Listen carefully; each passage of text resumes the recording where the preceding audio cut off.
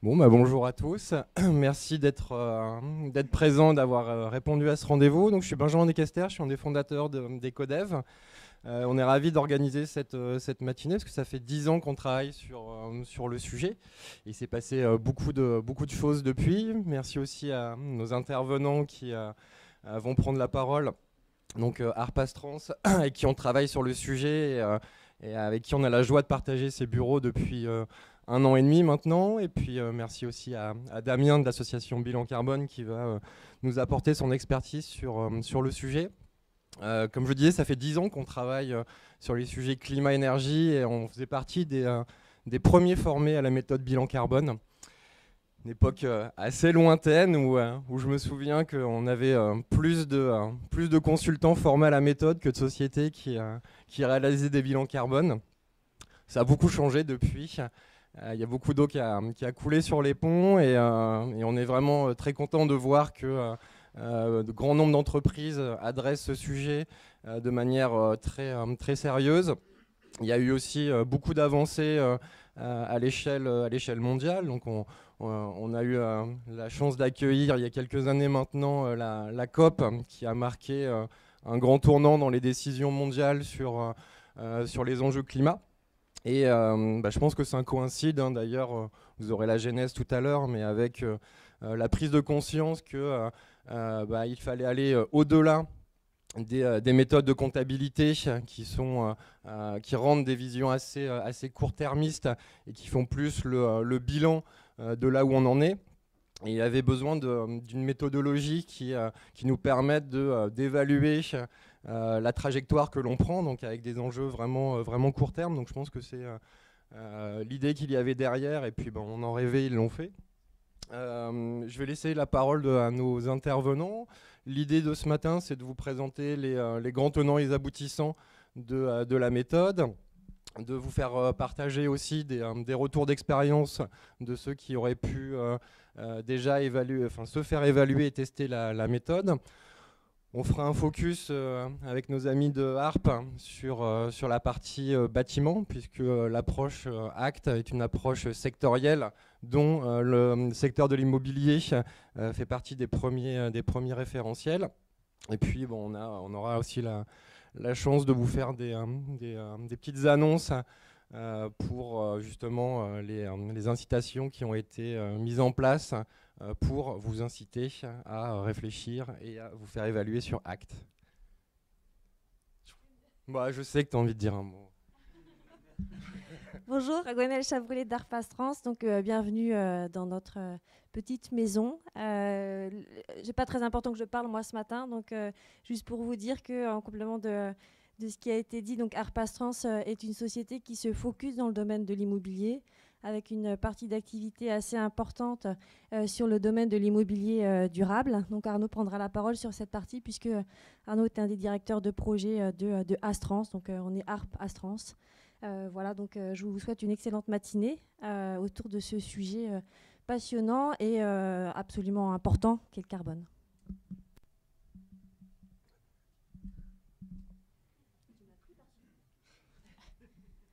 Du coup, bonjour à tous. Donc, Élodie Gilodès, je suis en charge des sujets énergie-climat chez Ecodev. Donc, dans un premier temps, je vais vous présenter rapidement le contexte climatique et les raisons pour lesquelles il est important de s'engager dans une transition économique bas carbone. Donc, si on s'intéresse à l'évolution des températures annuelles des dernières années, on se rend compte qu'on a un réchauffement climatique qui est avéré, avec des impacts qu'on ne présente plus sur nos écosystèmes et nos modes de vie. Donc, catastrophes naturelles qui s'intensifient, montée du niveau des océans, érosion de la biodiversité. Donc, tout un tas de sujets auxquels il va falloir faire face.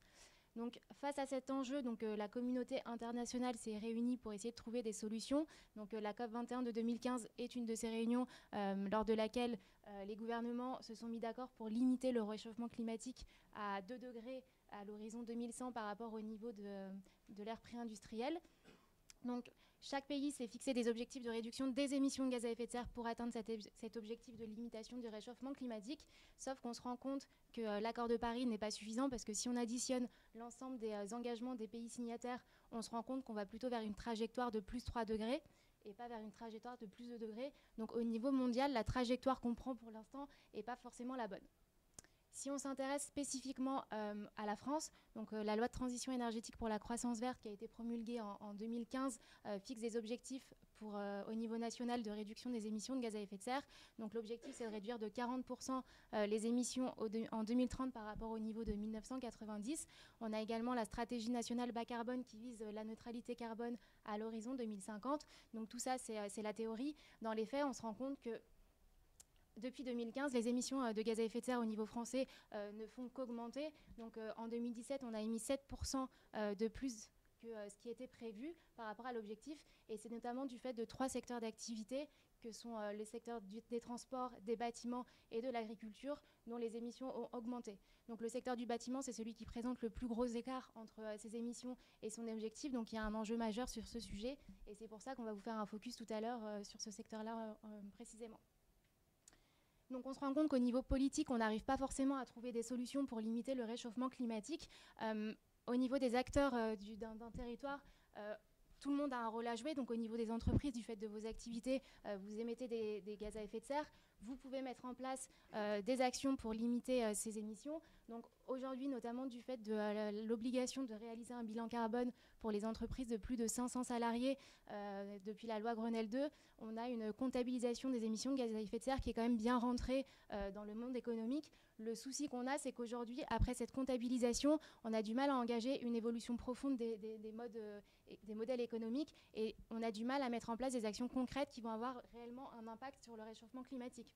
Donc les entreprises n'ont aujourd'hui pas forcément des outils et des accompagnements pour les aider dans cette transition. Et c'est pour ça que l'ADEME, en partenariat avec le CDP, a construit la méthodologie ACT, qui est une méthodologie qui permet de favoriser l'engagement effectif de l'action. Donc cette méthodologie ACT, pour vous la présenter, on va vous diffuser une courte vidéo qui a été réalisée par l'ADEME. J'espère que vous allez bien entendre.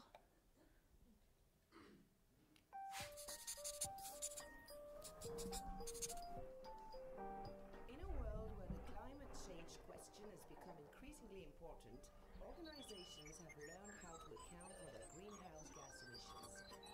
For the last 15 years, this accounting system has enabled them to more clearly identify the emissions associated with their activities and see which actions could reduce them.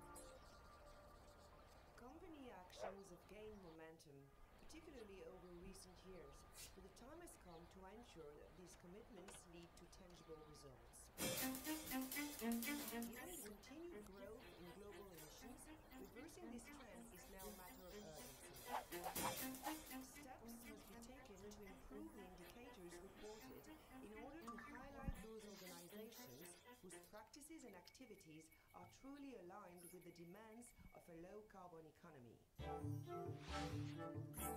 Also, new tools and concepts have recently emerged. On the basis of these tools, and to meet the 2°C commitment, we need, sector by sector, to provide companies with a shared vision of the changes to commit to.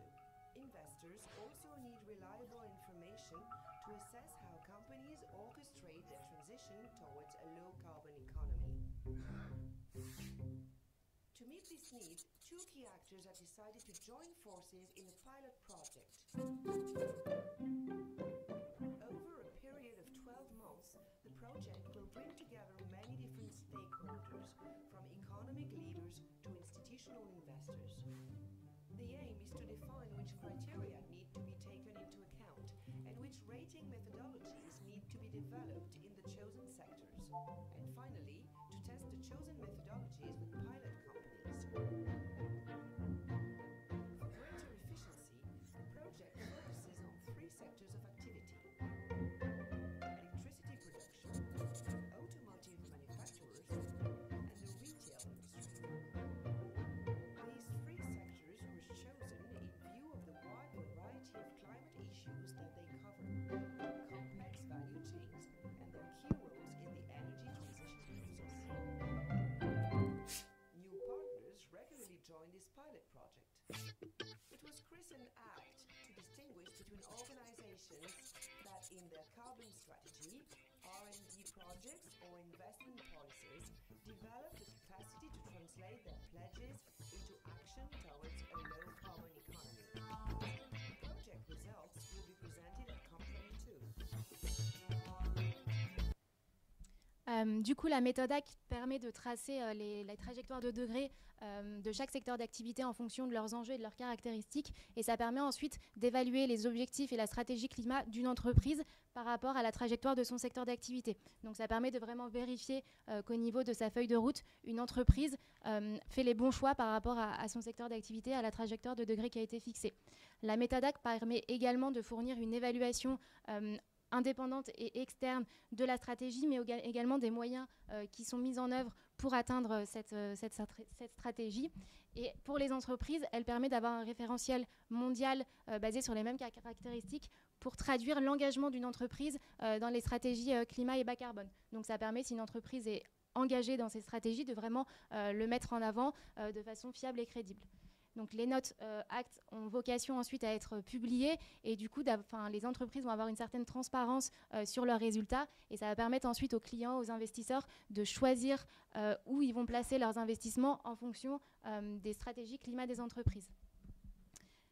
Donc la méthodologie ACT, elle repose sur 5 questions clés qui permettent de regarder le passé, le présent et le futur des entreprises sur les questions carbone. Donc les questions qu'elle se pose sont quels sont les objectifs de l'entreprise, comment l'entreprise compte les atteindre, quelles sont les actions actuelles de l'entreprise, quel est l'historique récent des actions de l'entreprise et quelle est la cohérence globale entre les actions et l'objectif. Donc l'ensemble des réponses à ces questions va permettre de visualiser la maturité climat d'une entreprise et de donner le score ACT. Donc le but de la méthodologie ACT, c'est que les entreprises répondent à l'ensemble de ces questions en donnant des arguments et des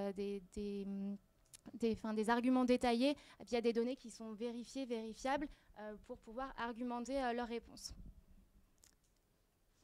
Donc, la méthode ACT, elle repose sur 3 critères de notation, donc un score de performance qui est compris entre 0 et 20 et qui permet de noter les différents items qui sont mis dans le tableau et qui seront qui seront développés par la suite par Arnaud. Donc chaque item est pondéré en fonction des secteurs d'activité et de leurs enjeux, mais du coup ça permet de donner une note sur le score de la stratégie climat d'une entreprise et sur son plan d'action.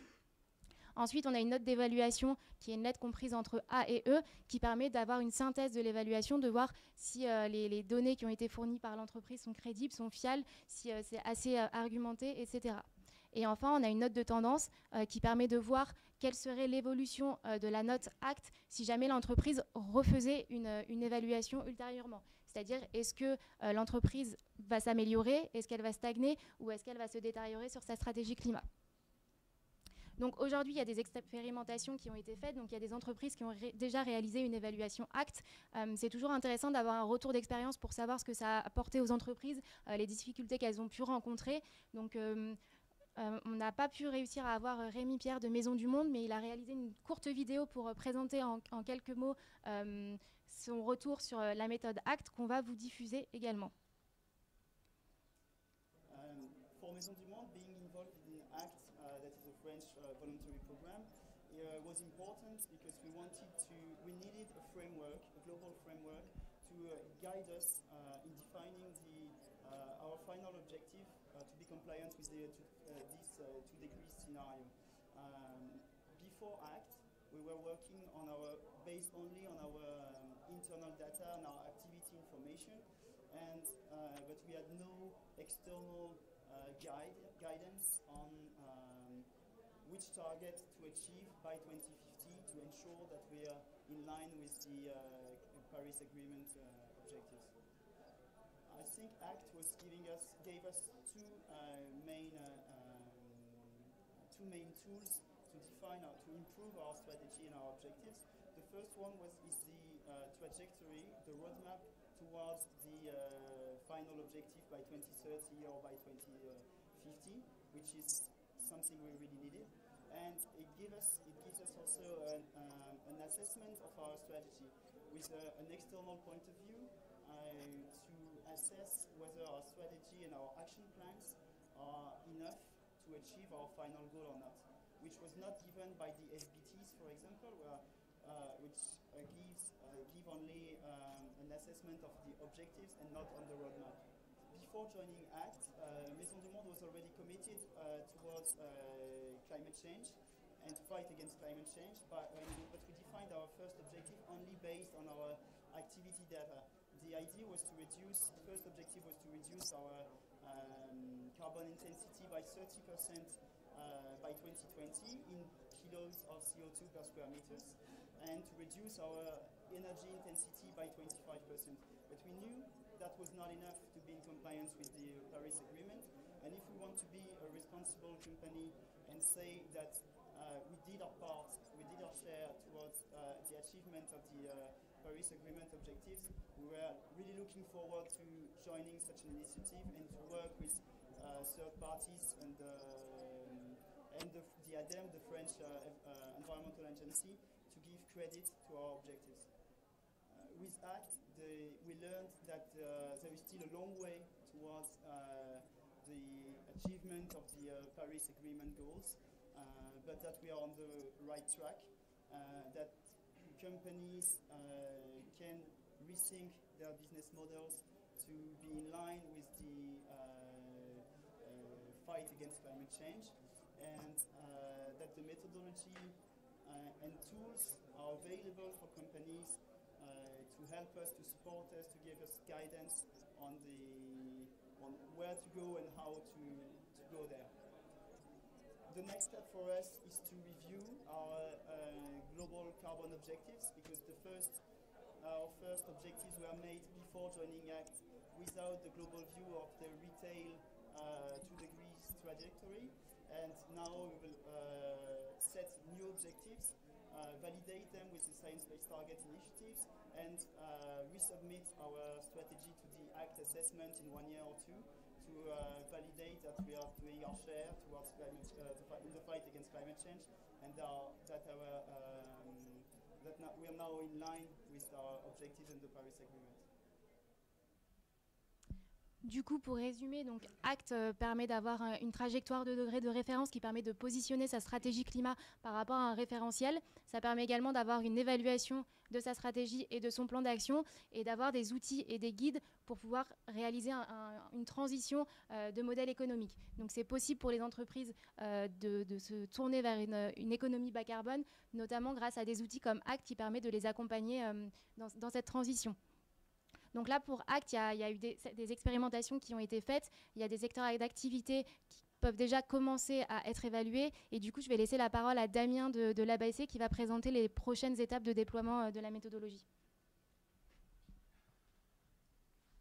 Hop, merci Elodie. C'est une belle performance d'avoir présenté ACT en un quart d'heure. J'y arrive pas. Hein. Donc... du coup, peut-être en 2 minutes, puisque j'ai vu qu'on y avait le droit, je vais présenter l'ABC, mais juste en 2 secondes. Du coup, nous, l'association Bilan Carbone, on a été créée par l'ADEME en 2011 pour porter historiquement la méthode du bilan carbone. Et depuis quelques années maintenant, enfin en gros depuis 2016, on s'intéresse à d'autres sujets, d'autres outils, d'autres méthodes. Et on a rejoint l'initiative ACT, portée par l'ADEME en 2017, notamment sur le volet expérimental qui a eu lieu en France sur les TPE et PME. Pardon. Et du coup, j'en profite pour dire que j'aurai dans mes slides, j'ai aussi une petite casquette ADEME. Voilà, je vais présenter un peu quelques slides de l'ADEME sur le sujet. Donc, je pourrais aussi répondre en leur nom si vous avez des questions ou des réponses après. Alors, du coup, Elodie l'a présenté brièvement, mais en gros, ACT, ça a fait l'objet de deux dispositifs expérimentaux, un au niveau international, un au niveau national en France. Et l'objectif, ça a été de tester la méthode sur 3 secteurs d'activité, qui étaient la production d'électricité, la construction automobile et le commerce, d'où la présence de Rémi Pierre dans la slide d'avant. Et tout ça, donc ça a été un gros travail pendant 2 ans d'expérimentation. Donc il y a en tout une 60aine d'entreprises qui ont été accompagnées sur le sujet. Et là, 2019, finalement, ça marque un peu l'entrée officielle de ACT et la sortie officielle de cette méthode au sein de notre écosystème. Donc il y a un certain nombre d'enjeux qui se détachent.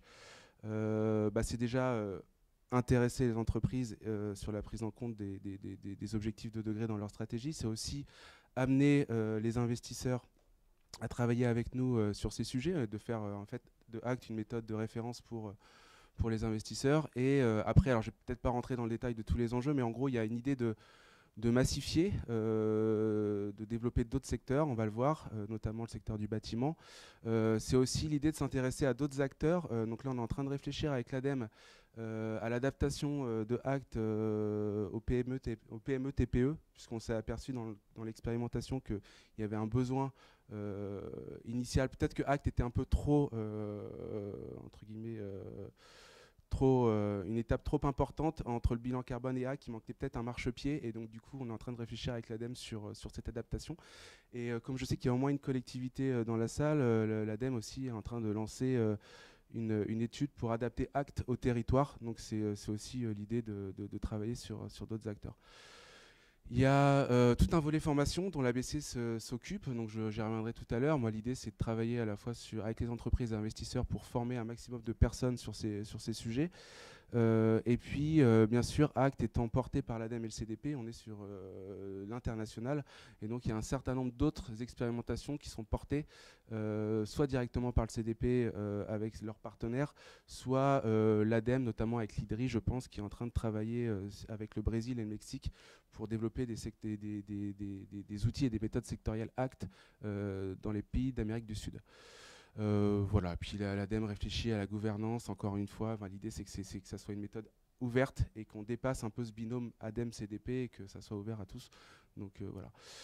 Je passe là-dessus. Donc du coup, on a parlé de méthodologie sectorielle. Donc il y a eu 3 secteurs historiques, donc des méthodes qui sont aujourd'hui testées, sorties, officielles et sur lesquelles vous pouvez vous faire évaluer. Donc c'est les productions d'électricité, la construction automobile et le commerce.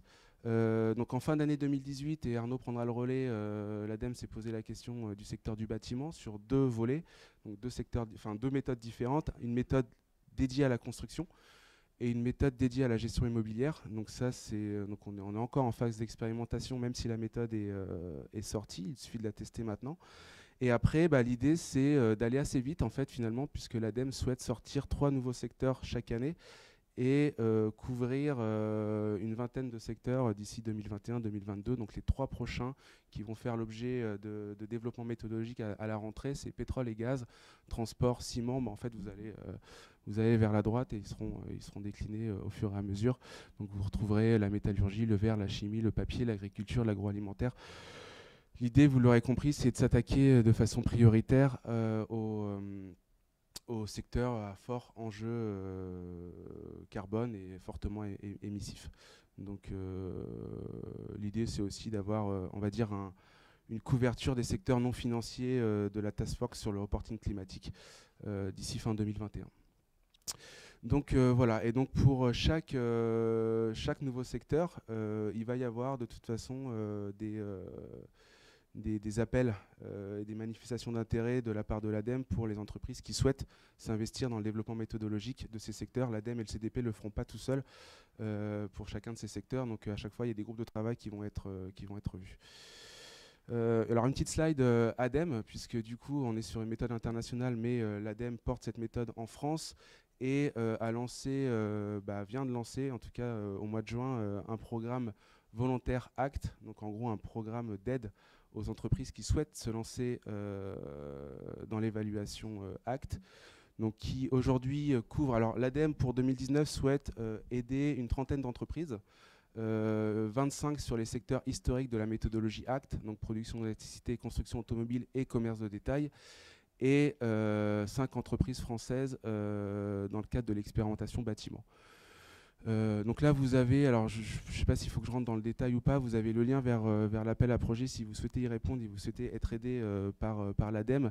L'idée, c'est que en fonction de votre taille, de votre chiffre d'affaires, l'ADEME est en capacité de vous apporter des subventions allant de 50% à 70% de la prestation, allant de l'évaluation jusqu'à la revue critique, puisque l'ADEME souhaite, et ça on ne l'a pas dit, mais faire rentrer une reconnaissance tiers-partie de la méthodologie ACT, c'est-à-dire qu'une fois que vous êtes évalué par un évaluateur, l'idée c'est d'avoir, on va dire, une cohérence d'ensemble et d'avoir un système d'audit qui permette de valider la cohérence de l'ensemble des évaluations. Et un peu comme la méthodologie du bilan carbone, d'ailleurs, l'ADEME a souhaité aussi mettre en place un système de licence pour les utilisateurs de la méthodologie. Donc là, ça va, les prix vont être dépendants de l'entreprise. Pour 2019, la licence est offerte. Donc allez-y, foncez. Pour l'instant, c'est gratuit et vous êtes aidés. Sachant que, alors on le voit en tout petit, mais ça c'est parce que je pense que l'ADEME communique doucement dessus, mais pour les années ultérieures, ces taux d'aide vont finalement diminuer. Donc voilà, c'est aussi l'idée, l'ADEME profite du lancement de la démarche pour aider les entreprises, mais ça ne sera pas toujours le cas. Donc c'est aussi l'idée de profiter et de partir maintenant. Du coup, rapidement sur les bénéfices, puisque Elodie a commencé à les évoquer tout à l'heure. Donc c'est bien sûr une évaluation de votre stratégie climat et de votre alignement avec les objectifs d'une transition bas carbone. Alors sachant que c'est une évaluation externe, mais rien ne vous empêche de faire un travail préalable si vous vous formez sur une auto-évaluation. Enfin, l'idée on va dire de tester un peu le dispositif en interne avant de passer à l'évaluation. Ça a été aussi, au-delà de la note ACT, parmi les retours qu'on a eu des entreprises qu'on a pu tester, l'idée d'avoir un référentiel de progrès, un référentiel d'amélioration. C'est vraiment l'idée, en fait, finalement, sur les 9 modules qu'a présenté ou que présentera Arnaud tout à l'heure, l'idée d'avoir un certain nombre d'indicateurs qui vous permettent de vous positionner et surtout d'identifier les trous un peu dans la raquette de votre stratégie climat au regard d'une trajectoire de degrés. Donc c'est vraiment un référentiel de progrès. Vous avez de la formation, vous avez une visibilité, ça en tout cas on l'espère que les entreprises pionnières ou les entreprises évaluées pourront communiquer et avoir une visibilité sur leur sujet. Ça permet une mobilisation du personnel, bien sûr. Et puis, l'idée, c'est d'avoir aussi une subvention de l'ADEME. Ça, c'est non négligeable. Et il y a une question. Alors la formation ACT, elle est proposée par l'association Bilan Carbone.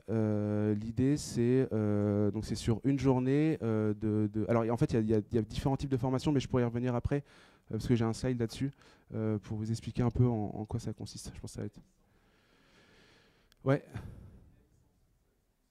La licence, en fait, il y a un double objectif, je pense, pour l'ADEME. En tout cas, c'est une licence ADEME, hein, donc je vais répondre pour eux, mais pour moi, il y a un double objectif. C'est de s'assurer du suivi des utilisateurs de la méthodologie ACT, c'est-à-dire qu'à partir du moment où vous souhaitez vous faire évaluer ACT, vous devez disposer d'une licence. Comme ça, on est sûr que vous utilisez cette méthode-là. Et l'autre objectif de l'ADEME, c'est que finalement, tout le monde mette un peu la main à la pâte sur le fait de faire grandir cette méthode. Aujourd'hui, c'est une méthode portée par l'ADEME et le CDP, mais financièrement, en gros, portée uniquement par l'ADEME. Donc voilà, c'est aussi en mettant en place ce dispositif, finalement, faire prendre part au dispositif de ACT, entreprises, investisseurs, formés et autres, donc sur un dispositif de licence. Voilà, c'est un peu comme quand vous achetez un logiciel, vous avez une licence pour 1 an et puis vous la renouvelez chaque année pour pouvoir utiliser le logiciel. C'est un peu, je pense, cette philosophie. En tout cas, c'est l'idée aussi d'assurer un suivi pour l'ADEME des entreprises formées. Ça, j'ai vu. Les prérequis, alors ça, c'est des prérequis qui ont été définis suite aux différentes expérimentations. Pour rentrer dans ce dispositif et dans ce programme volontaire, alors l'idée c'est déjà d'avoir réalisé un bilan d'émissions de gaz à effet de serre. Alors l'ADEME ne précise pas forcément la nature de ce bilan, mais au moins qu'il soit conforme à la réglementation française. Alors là, du coup, je rebondis sur ce qu'a dit, alors je ne sais plus si c'est Elodie ou Benjamin tout à l'heure, mais en gros, aujourd'hui, sur les obligés, on a parlé de loi Grenelle 2 tout à l'heure à la comptabilité carbone, il y a 60% des obligés qui n'ont jamais réalisé de bilan GES. Donc, ok, il y a une dynamique sur les bilans de gaz à effet de serre, il y a quand même les 2/3 des obligés qui n'ont toujours pas réalisé de bilan. Donc, c'est pas neutre de l'indiquer ici, sachant qu'en plus, au mois de juillet, il y a eu un débat à l'Assemblée sur la loi énergie-climat qui va refaire évoluer la réglementation française sur ces sujets, et donc on ne parlerait plus de scope 1, de scope 2, de scope 3, mais plutôt de conformité à la norme ISO 14064.1 sur les émissions significatives, ce à quoi répond ACT. Donc il y a vraiment, on va dire, entre guillemets, une logique de cohérence en ces différentes méthodes et du coup une évolution réglementaire associée. Réflexion sur une stratégie climat pour réduire ses émissions de gaz à effet de serre. L'idée, c'est quand même d'avoir déjà des portes d'entrée sur différents sujets et pas forcément avoir qu'une synthèse d'action comme le propose la réglementation française aujourd'hui. L'ADEME souhaite aussi que les entreprises qui répondent à ce programme soient formées au dispositif ACT. Donc, je vous parlerai du module 2. Et du coup, l'idée aussi, c'est d'encourager, parce que vous avez vu que Rémi Pierre l'avait évoqué, mais d'encourager les entreprises qui sont engagées dans l'initiative SBT, c'est-à-dire sur en gros la prise d'opposition sur un objectif de réduction, sont encouragés à candidater. Parce que l'idée, c'est vraiment d'aller plus loin que SBT et de voir si les moyens que vous mettez derrière les objectifs sont en cohérence avec une trajectoire de degrés. Et oui, je pense, oui. Enfin, ça, je vais laisser les organisateurs répondre, mais pas de souci. Et du coup, donc nous, on a rejoint l'initiative l'ABC en 2017 pour former les entreprises qui ont fait l'objet d'une expérimentation. Et donc, du coup, on a construit avec l'ADEME, donc on est en partenariat avec l'ADEME sur ces sujets, on a construit un dispositif de formation dédié à cette méthodologie ACT. Et donc, aujourd'hui, avec l'ADEME, on est en capacité de présenter trois parcours de formation. Un parcours plutôt dit de sensibilisation d'une demi-journée, plutôt dédié aux acteurs institutionnels, aux cadres dirigeants, éventuellement aux ONG, enfin voilà, ceux qui veulent vraiment être sensibilisés. Mais du coup, l'idée de cette formation, c'est qu'il n'y a pas de licence derrière, c'est vraiment un sujet de sensibilisation. Et ensuite, vous avez deux autres niveaux. Un niveau d'une journée, donc c'est l'idée de comprendre la méthodologie et être en capacité de suivre l'accompagnement. Donc là, on va commencer à rentrer dans le détail de la méthode, des outils disponibles et secteur par secteur, voir quels sont les enjeux de la méthodologie ACT. Et puis vous avez un niveau 3, donc là on a fait un certain nombre de sessions déjà, donc je pense qu'il y a un certain nombre de personnes déjà formées ici sur 2 journées à destination des évaluateurs, donc c'est les personnes qui seront en capacité de réaliser des évaluations ACT. Et je vous ai mis aussi, alors vous les retrouvez sur notre site internet et puis sinon vous aurez le support, mais je vous ai mis aussi les dates des prochaines sessions. Sachant que toutes ces formations, on a fait ça bien, ont été référencées Datadoc. Donc je vous dis juste ça, c'est parce que du coup elles sont prises en charge par les organismes de formation. Donc normalement l'investissement n'est pas forcément important de la part de l'entreprise ou des gens qui souhaitent se faire former. Voilà, Elodie, je ne sais pas si je passe directement la parole à Arnaud. Ok. Du coup j'ai la question-réponse après peut-être ou... Ok, ça marche. Merci. Bonjour à tous. Donc Arnaud Noya, directeur de projet chez Arpastrans, et je vais tenter aujourd'hui de vous expliquer ce qu'est ACT bâtiment dans le détail. Donc tout d'abord, le carbone dans le bâtiment, qu'est-ce que c'est? Quand on regarde à l'échelle mondiale, c'est le secteur en numéro 2, derrière le transport, en matière d'émissions carbone. À l'échelle de la France, 45% de la consommation énergétique de notre pays est pour le secteur du BTP, et 25%, donc soit le quart des émissions de gaz à effet de serre à l'échelle nationale, provient de ce secteur.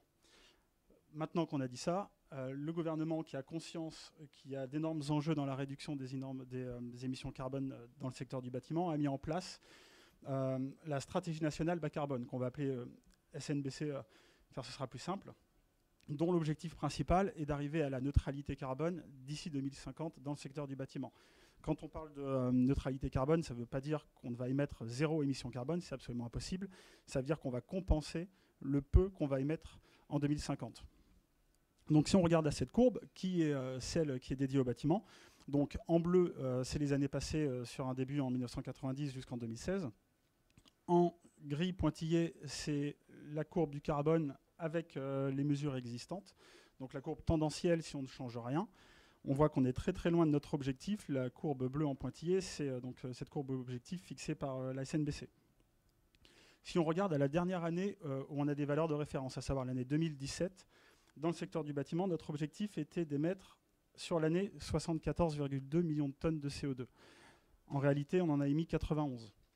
Donc, oui, pour les questions peut-être à la fin.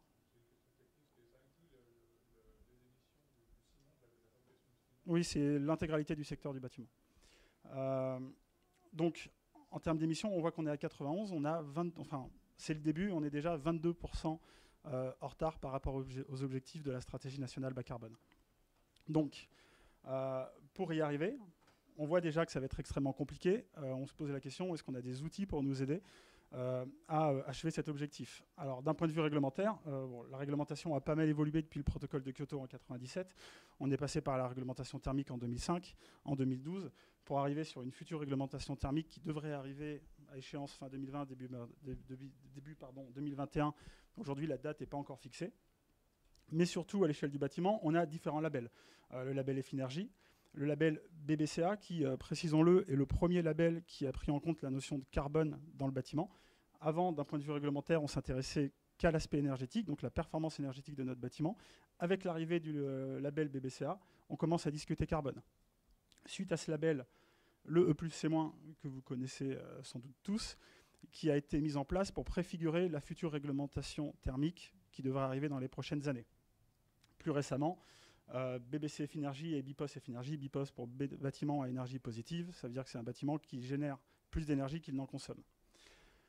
Donc, quand on fait un petit focus sur le E+C-, parce que c'est notre label qui va préfigurer la future réglementation thermique, on se rend compte qu'il est divisé en deux parties. La partie énergie, qui est extrêmement bien développée. Pourquoi ? Parce que c'est ce sur quoi la réglementation a travaillé pendant de nombreuses années. Et la partie carbone, qui se définit en deux objectifs, en deux différents niveaux. La partie carbone 1, qui consiste à faire une analyse de cycle de vie de votre bâtiment.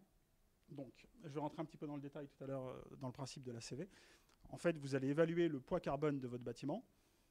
Une fois que c'est fait, vous êtes content, vous n'avez aucun comparatif possible et vous ne savez pas vraiment où vous vous situez par rapport au bâtiment, mais au moins vous connaissez le poids carbone de votre bâtiment. Le niveau 2, il est un petit peu plus poussé dans la réflexion parce qu'en fait, vous allez viser à réduire les émissions carbone de votre bâtiment, c'est-à-dire à l'optimiser en fonction du mode constructif, des matériaux et de l'équipement que vous allez mettre à l'intérieur pour le faire fonctionner, en comparant différents matériaux. Donc, l'ACV, c'est un petit peu, on va dire, notre colonne vertébrale de nos deux niveaux carbone de notre E+C-. Donc, c'est un outil qui est très bien défini par la norme ISO 14040 qui va évaluer, on va dire, l'impact environnemental en matière d'émissions carbone d'un produit depuis sa fabrication jusqu'à sa fin de vie. C'est une approche qui est très bien intégrée dans plusieurs labels. Le E+C-, on vient de le dire, le BREEAM, le HQE Bâtiment Durable 2016. La seule chose qui change, c'est d'un point de vue méthodologie, en fonction du label, vous allez avoir quelques petites différences. Ce qui est sûr, c'est que vous avez 3 étapes clés qui sont similaires à chaque étape. Enfin, pour chaque label, je veux dire. Vous avez en premier lieu la définition de vos objectifs carbone et le périmètre sur lequel vous allez faire votre analyse. Le choix des modes constructifs, des matériaux et des équipements que vous allez mettre dans votre bâtiment pour le faire fonctionner. Et en troisième partie, l'analyse. Analyse qui se traduit par en fait des résultats comparatifs sous forme de diagramme araignée. Vous en avez un exemple ici. Alors je suis désolé, c'est un petit peu petit pour ceux qui sont au fond. Vous avez les 9 critères de la CV qui sont sur les côtés. Plus vous êtes vers les bords, moins bon vous êtes. Donc l'idée étant de comparer en fonction du périmètre que vous avez défini un ensemble de matériaux. Je vais les comparer différents types de vitrages, différents types de faux planchers, ou alors comparer des bâtiments. Dans ce cas-là, vous allez modéliser tous les matériaux, donc tout simplement la structure, les planchers, votre façade, votre toiture de votre bâtiment, tous les matériaux qui y a à l'intérieur, et vous allez faire des variantes. Et ça va vous donner des courbes, comme ça. L'idée étant d'être le plus proche du centre, qui veut dire que vous avez le moins d'impact possible.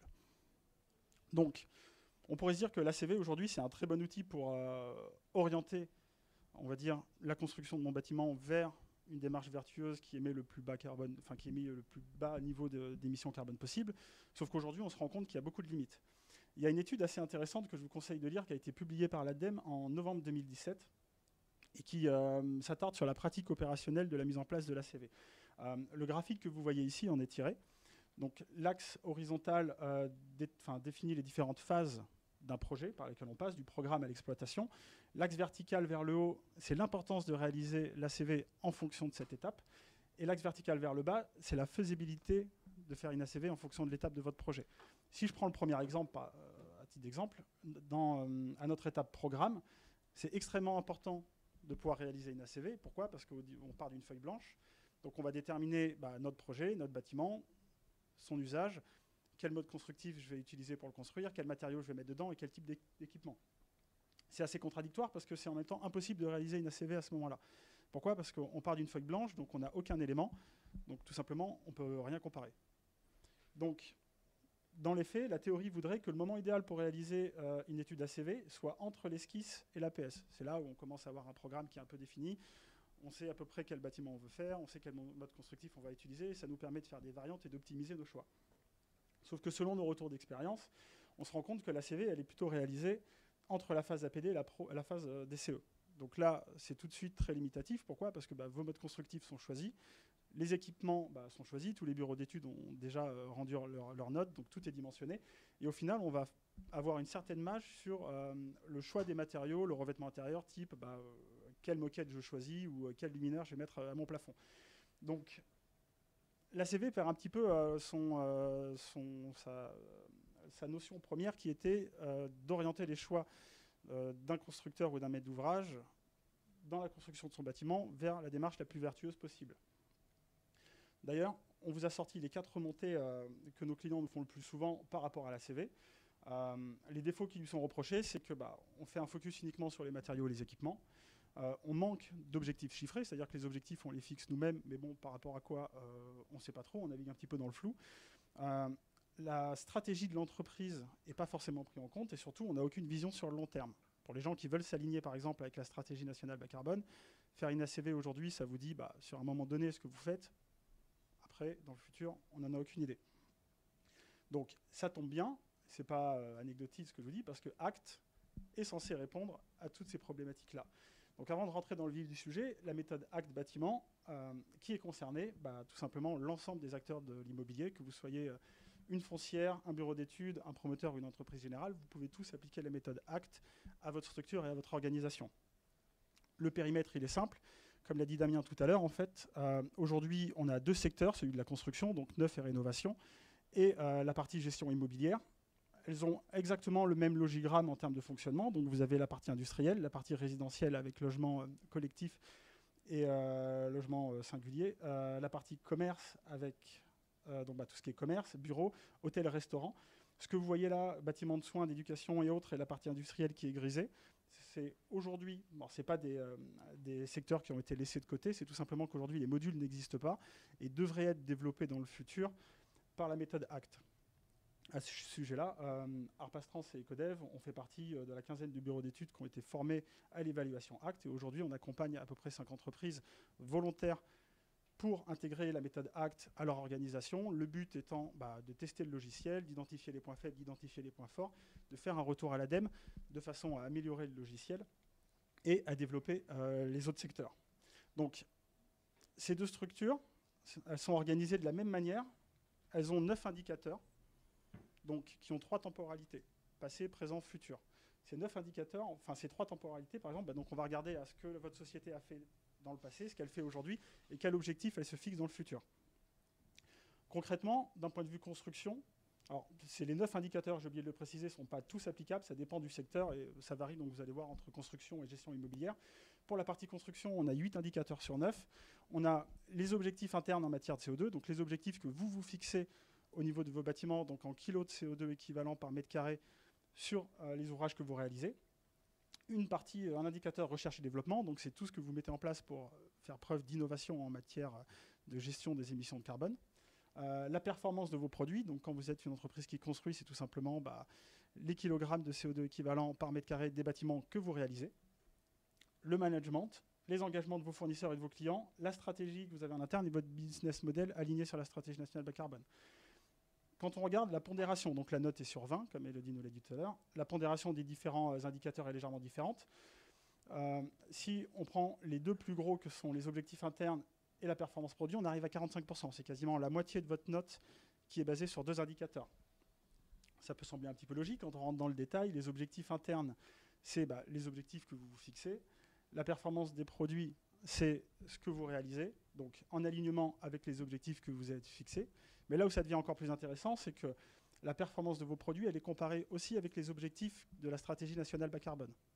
C'est-à-dire que plus on va avancer dans le temps, plus les objectifs de la stratégie nationale bas carbone vont être bas, plus vous allez devoir revoir vos objectifs en interne pour vous aligner, plus vos bâtiments seront performants. On rentre dans une espèce de cercle vertueux. Et là où ça devient encore plus intéressant, c'est que ces données, elles sont publiques.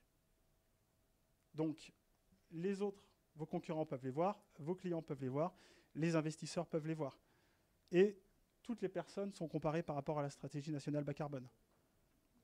Sur un même schéma, la partie gestion immobilière, donc on a toujours 8 critères. La partie recherche et développement et la partie performance des produits est remplacée par investissement matériel et investissement immatériel. C'est normal, vous êtes une foncière, vous ne construisez pas, vous gérez un patrimoine immobilier.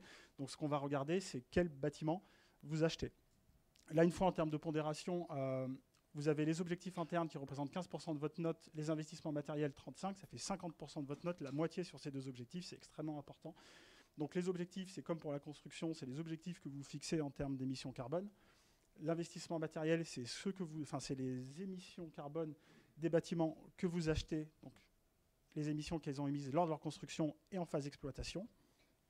Et tout comme pour la partie construction, ces données sont alignées sur la stratégie nationale bas carbone. Plus on va dans le temps, plus les objectifs sont restrictifs, plus vous revoyez vos objectifs en interne, donc plus vous allez chercher à acheter ou à investir dans des bâtiments qui ont des faibles émissions en carbone. Ce qui est intéressant, c'est qu'on peut faire lien avec la partie construction. Vu que les foncières vont chercher à avoir des bâtiments qui sont de plus en plus performants d'un point de vue carbone, les constructeurs vont essayer de s'aligner sur leurs objectifs, du coup vont construire des bâtiments de plus en plus performants. Le tout public, à la vue des investisseurs. Donc on va dire que l'idée, c'est d'activer un engrenage vertueux où l'ensemble du secteur se mobilise vers une transition bas carbone. Maintenant qu'on a dit ça, si on devait retenir les 3 raisons pour lesquelles ACT est important pour ma structure ou mon organisation. La première, c'est que ça vous permet de vous évaluer par rapport à la stratégie nationale bas carbone. Alors il faut savoir aujourd'hui que le gouvernement n'a pas précisé s'il y aurait des mesures coercitives au niveau des entreprises ou des organisations qui ne respecteraient pas cette stratégie. C'est envisagé, mais aujourd'hui, il n'y a rien qui est arrêté. Donc, premier point, ça vous permet de savoir où est-ce que vous en êtes par rapport aux objectifs de neutralité carbone d'ici à 2050. Le deuxième point qui est important, c'est que ça vous permet de passer d'une vision ACV, simplement poids carbone, à savoir mon bâtiment il a tel poids carbone, mais je ne sais pas quoi en faire et je ne sais pas vraiment ce que ça veut dire, à l'intégration d'une véritable stratégie carbone vertueuse en tant que professionnel de l'immobilier. Et la dernière raison, et qui pour moi est la plus importante, c'est le fait d'amorcer votre transition carbone en tant que professionnel du bâtiment.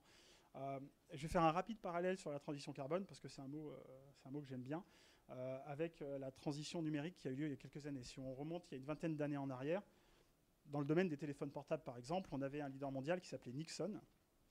Nixon, déjà, ça ne parle pas à tout le monde. Beaucoup ont oublié le nom. Et à côté de ça, on avait une petite entreprise qui fabriquait des ordinateurs pour un domaine très particulier, pour une bande de geeks, telle que c'était défini à l'époque, qui s'appelait Apple. Apple, aujourd'hui, je pense que si on sort tous notre téléphone, il y a plus de la moitié des personnes dans la salle qui ont un iPhone. Ils ont décidé de prendre le chemin de la transition numérique, et ils l'ont réussi. Là où Nixon a fait le choix de rester dans ce qu'il savait faire, et ils se sont effondrés. Ils ont mis 15 ans à s'en remettre. Ça fait à peu près 5 ans que vous avez des téléphones portables Nixon qui sont en train de revenir sur le marché. La transition carbone, c'est un peu le même sujet aujourd'hui. On parle de changement climatique, d'événements de plus en plus graves. On parle de la 6e extinction des espèces qui est en train d'arriver. De plus en plus de parties prenantes surveillent les grands groupes ou même toutes les entreprises. Les gouvernements, vous avez vu que la France a été condamnée il n'y a pas si longtemps que ça pour inaction face au changement climatique. Donc la transition carbone, c'est le combat que l'on doit mener demain pour nous, pour notre climat. Et en fait, aujourd'hui, la question que vous devez vous poser, c'est est-ce que vous voulez être le Apple de la transition carbone, ou est-ce que vous faites le choix d'être le Nixon? Et donc ce choix, il faudra l'assumer plus tard par rapport à vos objectifs carbone. Voilà. Je vous remercie pour votre attention. Et si vous avez des questions, n'hésitez pas. Oui.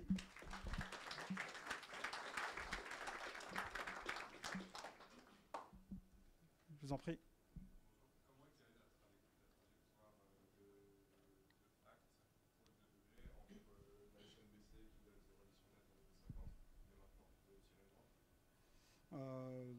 Damien, si tu veux répondre.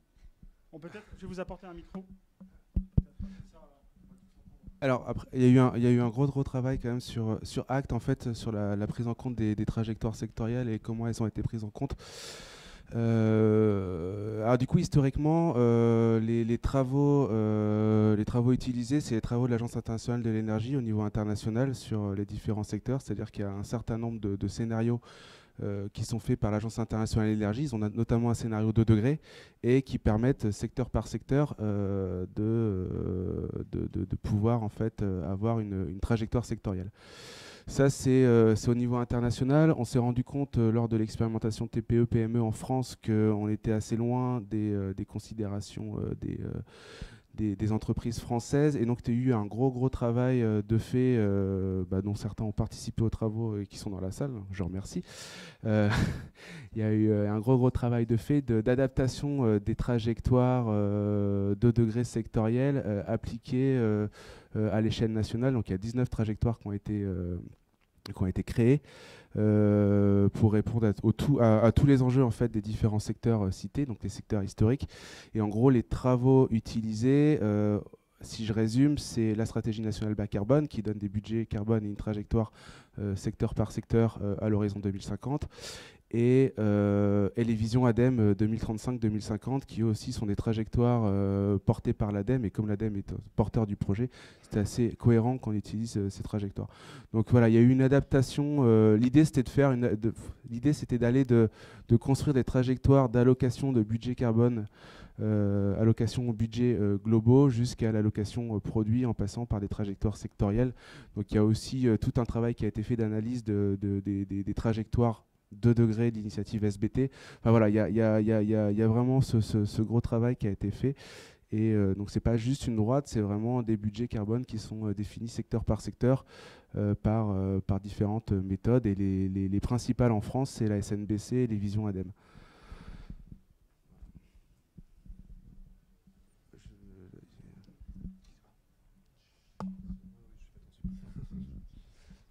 Oui, bonjour.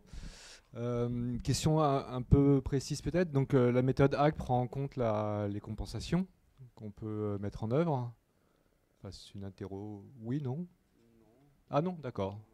Donc dans les actions d'atteinte de la neutralité carbone, la compensation n'est pas prise en compte. Alors en fait, alors je sais pas, après vous pouvez peut-être répondre, je garde le micro, mais c'est sur la méthode ACT. À la base, c'est une méthode quand même orientée atténuation. C'est une méthode, si je résume, monocritère carbone dans sa note de performance. C'est-à-dire qu'en fait, on va balayer un certain nombre d'indicateurs quantitatifs et qualitatifs sur la prise en compte du sujet carbone en fonction des secteurs d'activité. Et après, alors c'est vrai qu'on est passé très rapidement dessus, mais il y a trois notes qui sont dédiées à ACT, la note de performance, la note d'évaluation, la note de tendance. Et c'est dans les notes qui sont un peu plus qualitatives, c'est-à-dire la note d'évaluation et la note de tendance, où là on va pouvoir réintégrer d'autres critères que le carbone et éventuellement travailler sur d'autres sujets comme la compensation, sur des controverses qu'il peut y avoir sur certaines entreprises, certains sujets. Enfin, après la compensation en plus, là je vois que c'est un sujet c'est un terme qui est en train de disparaître et qui est remis en cause. Donc mais l'idée c'est en effet de travailler sur ce monocritère carbone atténuation à la base sur la note de performance, et ensuite d'intégrer, on l'évoquait tout à l'heure avec Elodie, de la biodiversité, de l'eau, d'autres critères, mais plutôt sur l'évaluation qualitative de la stratégie climat et pas quantitative. Quantitative, c'est que carbone, atténuation. Oui, Benjamin. Normalement, tu n'as pas le droit de poser de questions, mais...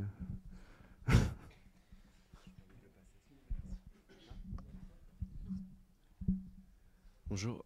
Moi, j'avais une question pour revenir sur la méthodologie ACT bâtiment. J'ai vu qu'il y avait un des critères d'évaluation qui était la capacité, l'engagement client exactement, c'est-à-dire au final la capacité de l'entreprise de construction à influer sur le client. Oui. Et moi, je comprends que du coup, le client, ça va être est-ce que ça va être la personne qui va vivre dans les bâtiments qui vont être construits, si c'est du résidentiel, par exemple?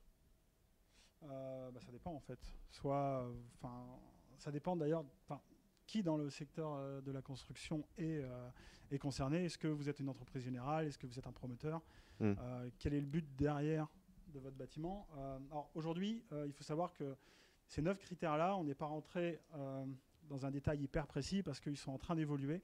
C'est d'ailleurs pour ça qu'on fait l'évaluation avec des entreprises test. C'est justement pour définir un petit peu ce que contient, tous les différents sous-critères que contient chaque indicateur. Donc aujourd'hui, les engagements de vos clients, c'est les engagements vers une envie d'acheter bas carbone, en gros. Vous voyez ce que je veux dire? Je pense que je ne sais pas si c'est la vision. Si. Juste pour compléter, de toute façon, le client, c'est l'utilisateur du produit, donc ça va dépendre en effet de là où on est dans la chaîne d'acteurs et qui est évalué. Juste pour revenir rapidement sur ces critères, il s'avère que les expérimentations au niveau international et national ont permis de cadrer un peu ces pondérations et qu'il y a un certain nombre de critères qui vont être communs à l'ensemble des secteurs, puisqu'il n'y a pas de raison que, par exemple, sur les objectifs, sur le management, on ait des différences significatives, qu'on soit une entreprise de la construction ou de la production d'électricité.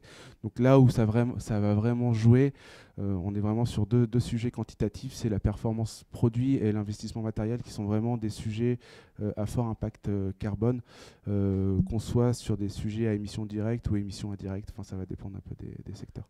D'accord, merci. En fait, je posais cette question parce que j'ai entendu il y a pas longtemps qu'il y avait un des soucis, vous pouvez me dire d'ailleurs si chez ARP Astran vous avez un petit peu ce scénario-là aussi qui arrive, comme quoi il y a des bâtiments intelligents qui sont construits, ils sont à énergie positive, tout est bien sur le papier, mais après les personnes qui investissent ces lieux, qui y vivent, n'ont pas forcément été formés à réagir face à ce bâtiment intelligent, à ne pas forcément ouvrir les fenêtres quand il y a le chauffage automatique par exemple, et du coup ça fait des bugs, et ça fait que le bâtiment va plus consommer au final.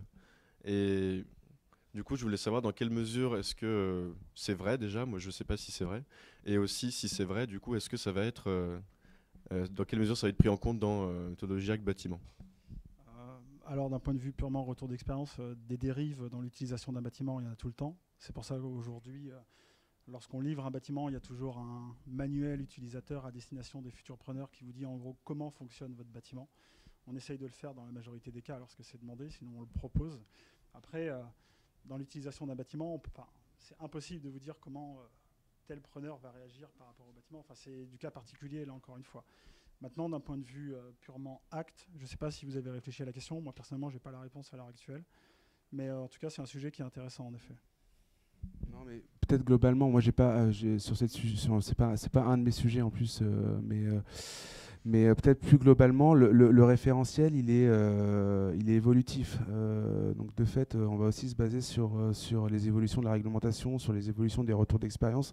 Donc vous êtes évalué bâtiment en 2019, le référentiel 2022 ne sera peut-être pas forcément le même parce que sera passé par là la réglementation et on vous demandera plus d'efforts qu'en 2019 parce que vous avez déjà été... Enfin, vous voyez ce que je veux dire.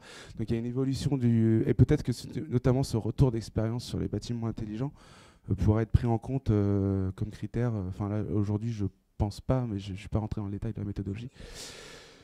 Mais c'est tout l'enjeu de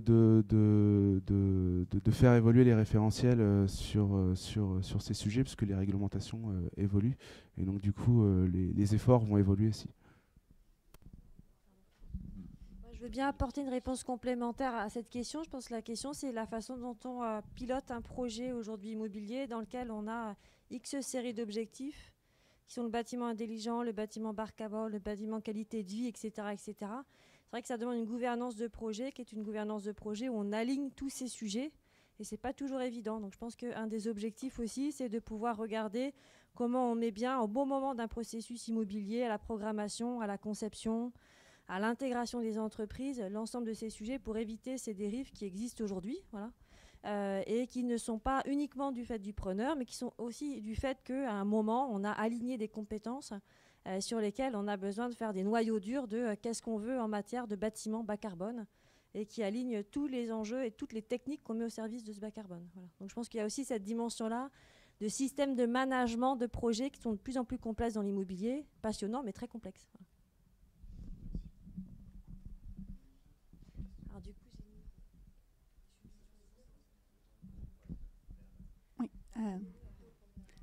donc par rapport aux futures filières, j'ai pas vu le secteur du tourisme, alors qu'on considère qu'il est responsable de 8% des émissions de gaz à effet de serre.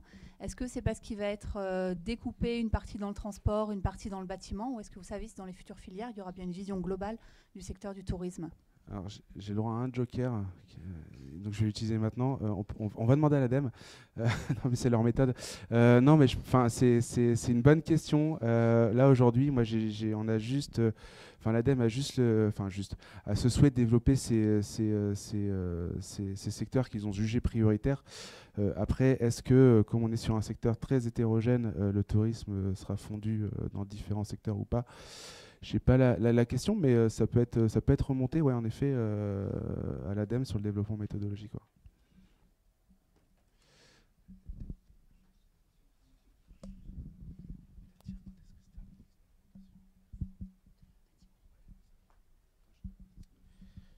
Merci. Donc bonjour, moi j'avais une question à deux volets en fait sur l'approche financière, puisque c'est une composante qui apparaît assez peu finalement dans la méthode.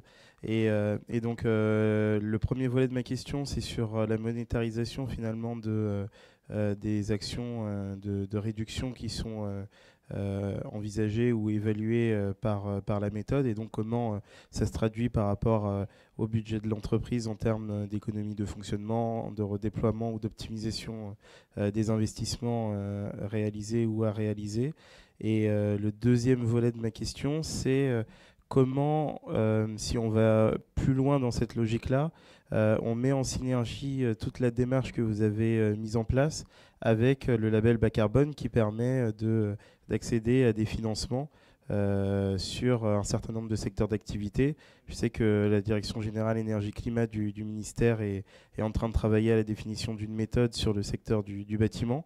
C'est déjà le cas pour l'agriculture et la forêt. Donc voilà, comment du coup se fait la passerelle vers ces possibilités-là qui pourraient donner lieu à aussi, pour les entreprises, en l'occurrence, l'accès à des financements complémentaires pour la réalisation d'actions de réduction ou d'atténuation.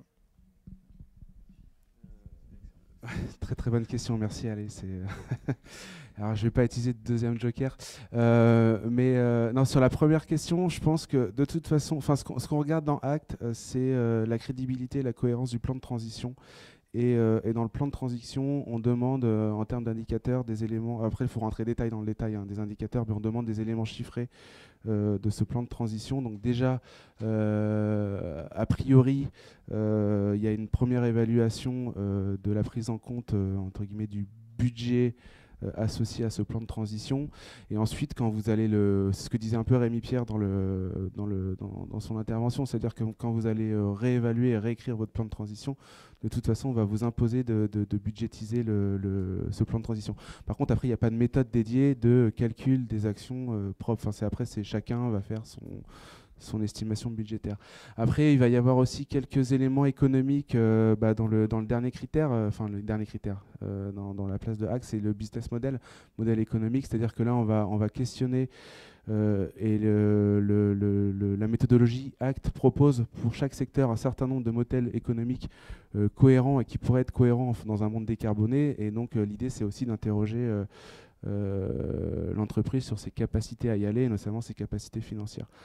Donc ça, c'était le premier sujet. Après, sur le label bas carbone, là, j'ai pas forcément de réponse à y apporter. Si ce n'est que j'espère qu'il va y avoir une cohérence d'ensemble. Après, sur label, on est plutôt sur des logiques de projet. Enfin, je pense qu'on descend en échelle. Et du coup, je pense que c'est typiquement... je l'imagine comme ça, en tout cas, des indicateurs qu'on pourra réutiliser dans ACT, mais on n'est pas sur la même échelle, en fait. Là, on est sur le volet quand même stratégie, plan de transition. Après, on va avoir le label bas carbone, partie projet. Et puis même si je vais plus loin, je pourrais même évoquer la méthode Quantigest de l'ADEME, où finalement, après, action par action, on va évaluer en termes d'impact carbone l'action. Donc finalement, l'idée, c'est quand même d'avoir une certaine cohérence de parcours dans tout ça. Je ne sais pas si le service climat de l'ADEME a échangé avec la DGEC ou I4C sur le label bas carbone, mais j'imagine que ça va venir.